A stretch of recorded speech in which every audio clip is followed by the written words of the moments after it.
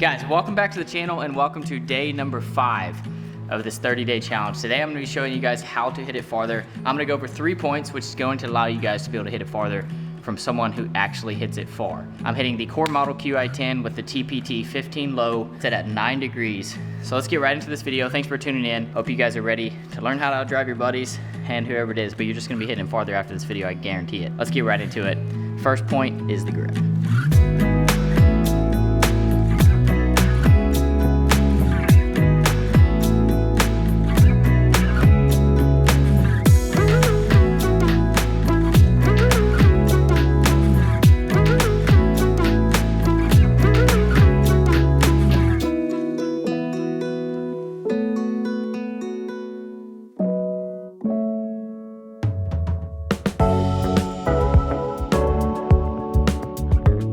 Okay, so for the grip, this is a key component on like building a golf swing, right? Like there's a lot of people who have just grips are all over the place. They're not even paying attention to their grip, and that is leading to loss of distance. You know, you're missing fairways, you're spinning the ball too much, and a lot of it starts with how you're gripping the golf club. So what I like to see for a driver is when you set up to it, I want to see a bit of a stronger grip.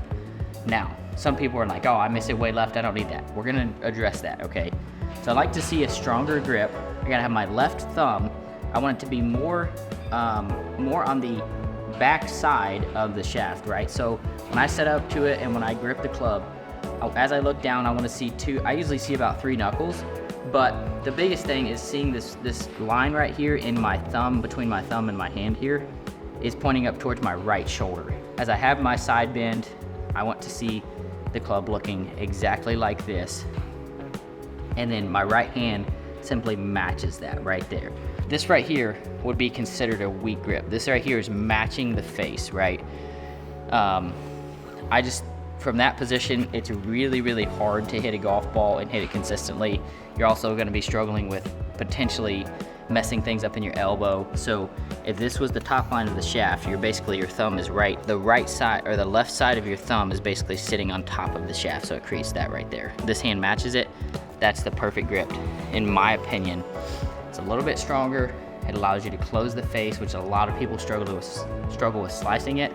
This allows you to get the face more square, and you're gonna hit a lot straighter. Before we move on to point number 2, I'm gonna kind of show you guys, and I have the dots on here, so I'll be able to show you the face angle in which a weak grip creates. And it's most likely going to be open, but sometimes your brain will play tricks on you and be like, you'll slam it shut.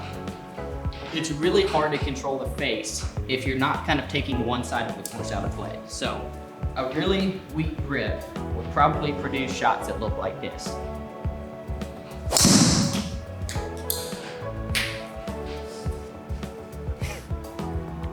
And this is a perfect example. That number right there, club path is perfect. Weak grip causes the face to be open, especially when it's throwing it fast, so it stays behind you. And it causes a really open face, and that thing is off the planet. I'm gonna go ahead and hit one more to show you guys. And it's literally so hard to control the face. Same thing, club path is only at 1.2 degrees. Face stays open, you're always going to hit it to the right.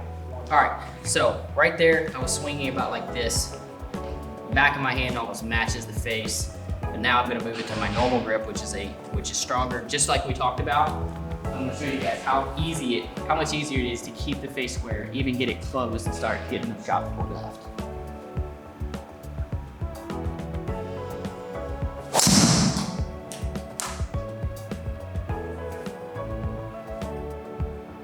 So look at that. That's literally the perfect example.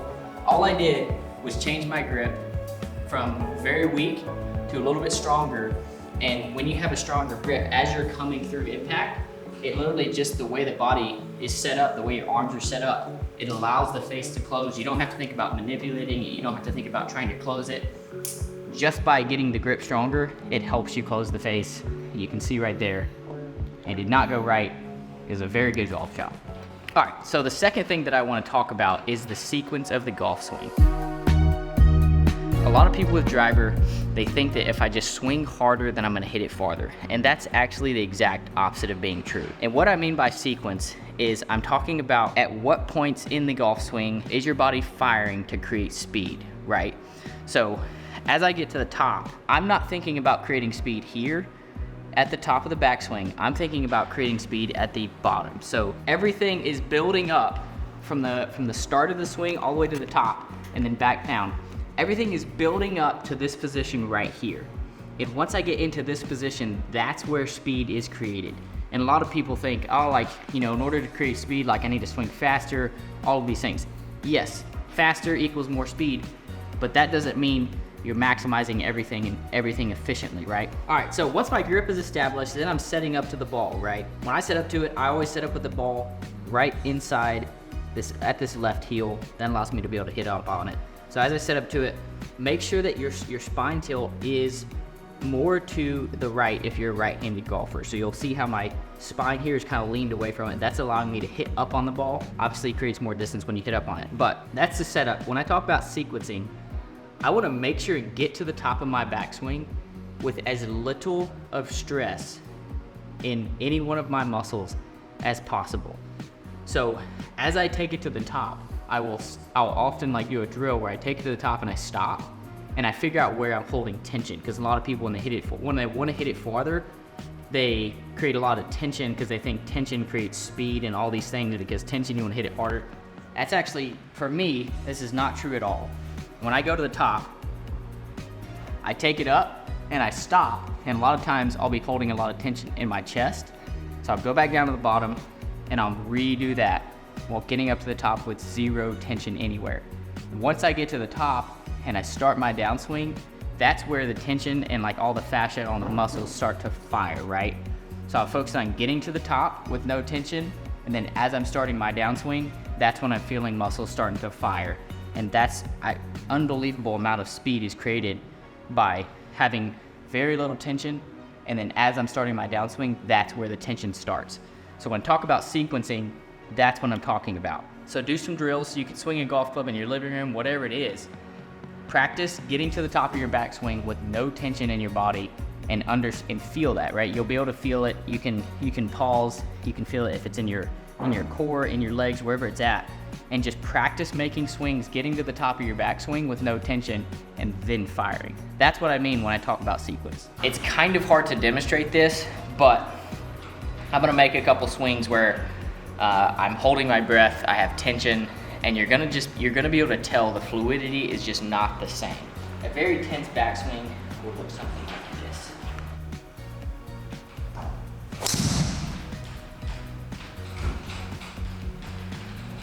Not a bad golf shot, but it just feels really weird when you have a lot of tension.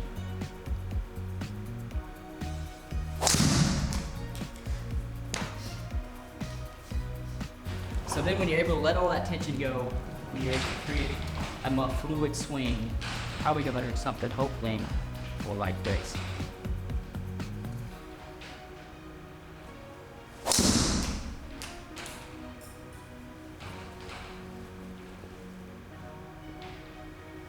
Speed happens on the way down, not on the way up. Unless you're a long drive guy, I mean, those guys they think about things totally different than just normal golfers. So sequencing, understand where the tension is in your body. Make practice swings. You can do this at home, you can do it anywhere. Make practice swings, and I guarantee you, once you start to notice it, you will understand where that tension is. You'll be able to let it dissolve. You can make a very, very efficient golf swing. You're gonna be surprised that you're gonna gain distance overnight, I promise. The final point of this video, speed is not near as hard to achieve as you guys think it is. It's more about creating efficiency in your golf swing that will allow you to hit it farther. So the last point is using the ground properly. This is something that I don't feel like anybody really does efficiently. There's people who hit it pretty far, but they still are not using the ground to their advantage. So I'm gonna show you guys how to do that right now. Rory McIlroy is probably the best example of someone who uses the ground extremely efficiently. I think that I use it pretty efficiently as well, but Rory McIlroy is probably the best example for you guys. And if you watch him, when he swings a golf club, he stays very tall in his backswing. His head doesn't drop very much. And then on his downswing, you will see his head drop probably 3, 4, 5 inches at least. And what he's doing is he is loading into the ground. And then as he gets down to this position here, then you will see him start to come back up. And he is pushing off the ground. If you had pressure plates, I don't even know what it would be. But he is literally pushing off the ground as hard as he possibly can. And I'm doing the same thing. So when I get to the top of my backswing, it's almost like you feel, it happens in very small margins, but the feeling is when you get to the top of your backswing, you're loading as you're turning, and then once you get into this position, you're actually pushing through this lead leg, pushing into the ground. And the harder that you push up, the more speed you're gonna create at the bottom. And I'm gonna hit a couple, I'm gonna kind of exaggerate it a little bit, and you guys will be able to see that as I start my downswing, you're gonna see pressure into this toe, and it's gonna feel like I'm pushing back, right? And the harder you can push back, the more speed you're gonna be able to create at the bottom. And it allows you to be more consistent. I feel like the more effectively you use the ground, then the easier it is to control the face, because you're more relying on rotation rather than flipping to try to get it square. So let's hit a couple, really focus on where my pressure is on this lead leg, and you're gonna see me pushing into the ground.